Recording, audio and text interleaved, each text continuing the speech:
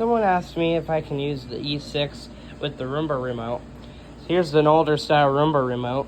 I do have a wireless command center, but it doesn't work. So, no. The answer is no.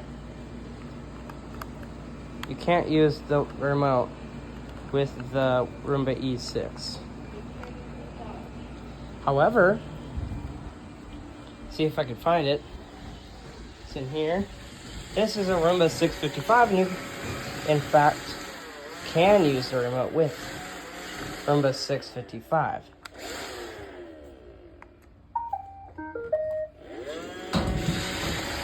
So, no. The answer to your question is no.